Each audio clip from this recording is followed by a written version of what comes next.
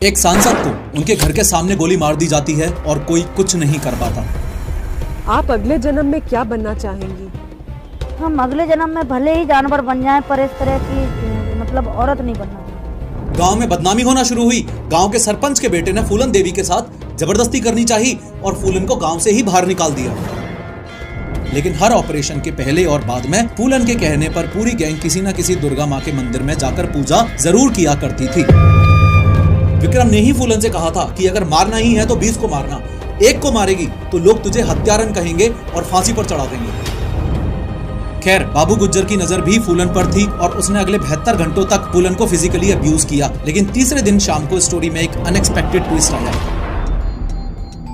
आज से लगभग 24 साल पहले 25 जुलाई 2001 को दिल्ली में एक ऐसा हादसा हुआ जिस पर एक पल के लिए तो विश्वास ही नहीं होता। उस दिन दहाड़े इंडियन पार्लियामेंट से सिर्फ 10 मिनट की दूरी पर एक सांसद को उनके घर के सामने गोली मार दी जाती है और कोई कुछ नहीं कर पाता। चंबल की जानी मानी डकैत फूलन देवी की हत्या के दिन एग्जैक्टली क्या हुआ था, ये समझने के लिए आपको सबसे पहले लोकेशंस को अच्छे से समझना पड़ेगा। देखो, ये है ओल्ड पार्लियामेंट बिल्डिंग। इस बिल्डिंग के ठीक सामने है ये संसद चौक और संसद चौक से आगे चलते हैं तो यहाँ पड़ती है ये पटेल चौक। पटेल चौक से लेफ्ट लेंगे तो यहाँ पर है ये अशोका रोड और इसी अशोका रोड पर 44 नंबर मकान ही था फूलन देवी का। अब वापस पार्लियामेंट बिल्डिंग पर आ जाओ। आज दिन है 25 जुलाई 2001 का और पार्लियामेंट में लंच ब्रेक हो चुका था। 1:20 पर ये गाड़ी जो पार्लियामेंट से बाहर निकल रही है, इसमें बैठे हुए हैं 4 लोग। पीछे वाली सीट पर बैठी हुई है फूलन देवी और उनका personal security guard Balvinder Singh. आगे वाली सीट पर मौजूद हैं रघुराज सिंह शाक्या और उनका ड्राइवर जो इस वक्त फूलन देवी को उनके घर तक लिफ्ट दे रहे हैं। गाड़ी आगे बढ़ते हुए पटेल चौक पहुंचती है, फिर वहां से अशोका रोड जाती है और 44 अशोका रोड के सामने यानी कि फूलन देवी के इस घर के सामने फूलन देवी और उनके पर्सनल सिक्योरिटी गार्ड को ड्रॉप करके सांसद RS शाक्या और उनके ड्राइवर चले जाते हैं। जब फूलन देवी को उनके घर के सामने ड्रॉप किया गया, उसी वक्त यहाँ दूसरी तरफ एक ग्रीन मारुति 800 खड़ी थी जिसमें मंकी कैप लगाए 3 शूटर्स मौजूद थे।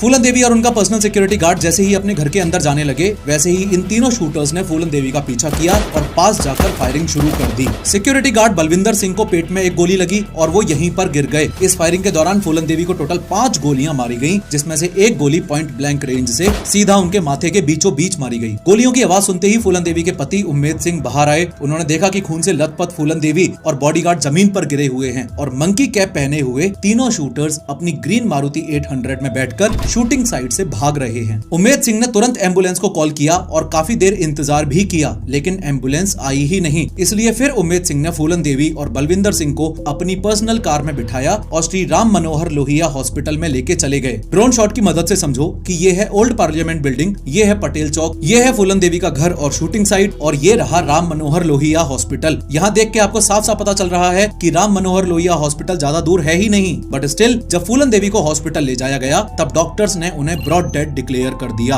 और कुछ इस तरीके से बैंडिट क्वीन या यूं कह लो कि चंबल की जानी मानी डकैत ने अपनी देह का त्याग किया। आज की इस 3D एनिमेटेड वीडियो में हम स्टेप बाय स्टेप समझेंगे कि फूलन देवी से आखिर किस बात का बदला लिया जा रहा था जो उन्हें उनके घर के सामने ही 5 गोलियां मार दी गईं। मंकी कैप लगाए हुए ये तीनों शूटर्स कौन थे, इन्हें किसने भेजा था और इस पूरे फूलन देवी हत्याकांड की एग्जैक्ट प्लानिंग कैसे की गई थी। लेकिन हर बार की तरह शुरू से शुरू करते हैं।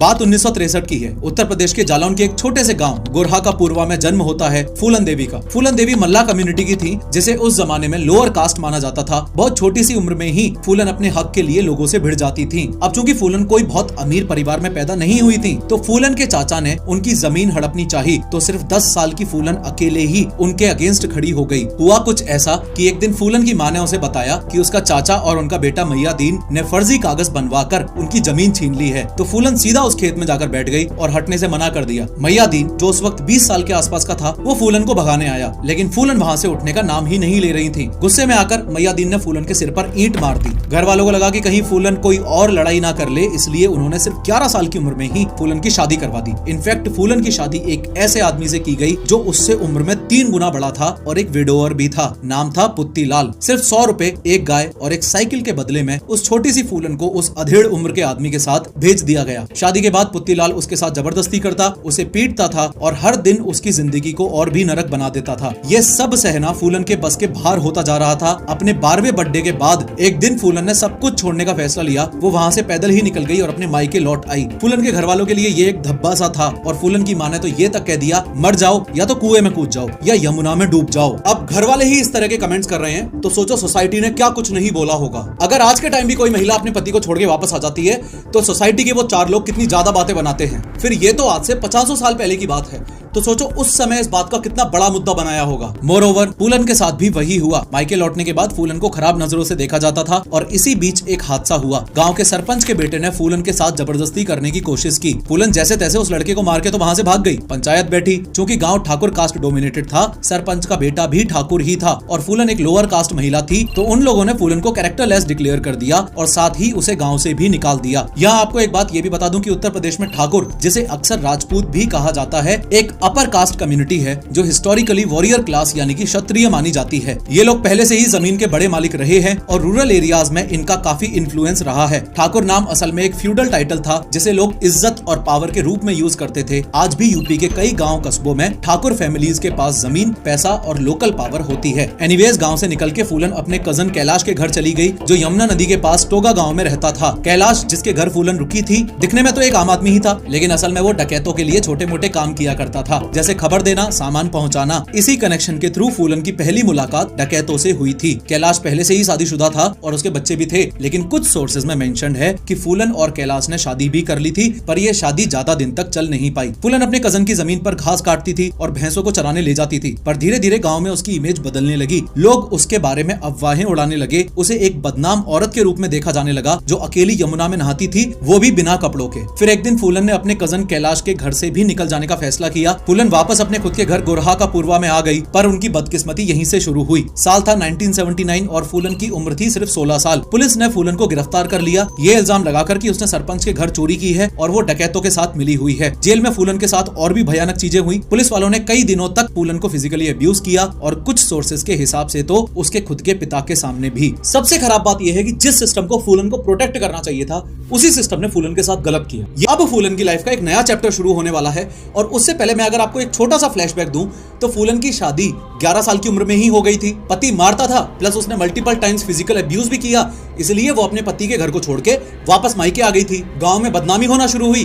गांव के सरपंच के बेटे ने फूलन देवी के साथ जबरदस्ती करनी चाहिए और फूलन को गांव से ही बाहर निकाल दिया। वो अपने एक कजन कैलाश के घर जाके रहने लग गई, उससे भी शादी की, लेकिन फिर वापस अपने घर आ गई। पुलिस ने झूठे इल्जाम में उसको अरेस्ट कर लिया और मल्टीपल टाइम्स फिजिकल अब्यूज भी किया। इतनी कम उम्र में ही फूलन देवी काफी कुछ सहन कर चुकी थी। एक रात जब फूलन अपने गांव गोरहा का पूर्वा में सो रही थी, तब अचानक एक डकैत की गैंग ने गांव पर अटैक कर दिया। ध्यान से एक बार इस गैंग को देखो। ये जो बंदा यहाँ आपको दिखाई दे रहा है, ये है इनका लीडर बाबू गुज्जर, और ये जो बाबू गुज्जर के साइड में खड़ा है, ये है विक्रम मल्ला, जो इस गैंग का सेकंड इन कमांड है। इनको थोड़ा ध्यान से देख लो, ये लोग आगे बहुत इंपॉर्टेंट रोल प्ले करने वाले हैं। अब यहाँ 3 अलग अलग केस सिनेरियोज हैं और अलग अलग मल्टीपल डिफरेंट सोर्सेज अलग अलग बात बोलते हैं कि उस रात एग्जैक्टली क्या हुआ था, लेकिन ये बात आज तक किसी को ठीक से नहीं पता और फूलन देवी ने भी इस बात पर कोई क्लैरिफिकेशन नहीं दिया है। कुछ सोर्सेज कहते हैं कि फूलन देवी को जबरदस्ती उठाकर ले जाया गया। कुछ सोर्सेज कहते हैं कि अपने छोटे भाई की जान बचाने के लिए उसने अपने आप को डाकुओं के हवाले कर दिया, और कुछ कहते हैं कि फूलन खुद अपनी पुरानी जिंदगी से थक चुकी थी और अपनी मर्जी से ही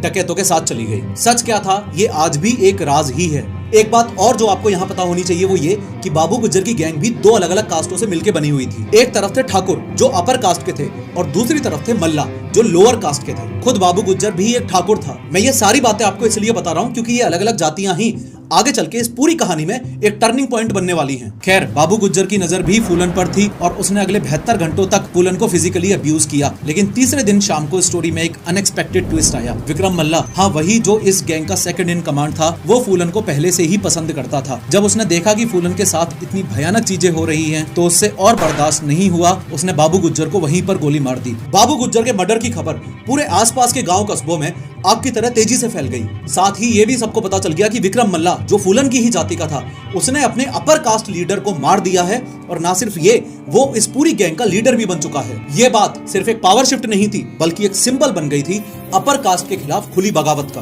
फूलन अब विक्रम मल्ला के साथ रहने लगी थी। आखिर मल्ला ने ही तो बाबू गुज्जर से उसकी जान बचाई थी। धीरे धीरे फूलन को विक्रम से प्यार भी हो गया और दोनों का रिश्ता चंबल के गांव कस्बों में मशहूर हो गया। इनफैक्ट फूलन ने तो एक रबर स्टैंप भी बनवा लिया था जिसमें लिखा था दस्यु सुंदरी दस्यु सम्राट विक्रम की प्रेमिका, यानी कि डाकू सुंदरी डाकू सम्राट विक्रम की प्रेमिका। विक्रम ने फूलन को सब कुछ सिखाया, बंदूक चलाना, जिंदा रहने के तरीके और जंगल के सारे रूल्स। उसने फूलन देवी के लंबे बाल कटवा दिए और उसके लिए एक ट्रांजिस्टर रेडियो और एक कैसेट रिकॉर्डर भी खरीदा क्योंकि फूलन को गाने सुनने का बहुत शौक था। विक्रम ने ही उसे पहली बार बंदूक दी और फूलन कुछ ही दिनों में जबरदस्त शूटर भी बन गई। विक्रम ने ही फूलन से कहा था कि अगर मारना ही है तो 20 को मारना, एक को मारेगी तो लोग तुझे हत्यारन कहेंगे और फांसी पर चढ़ा देंगे, लेकिन अगर 20 को मारेगी तो नाम होगा और कहानी बनेगी। ये पूरी बात फूलन के दिमाग में प्रिंट हो गई।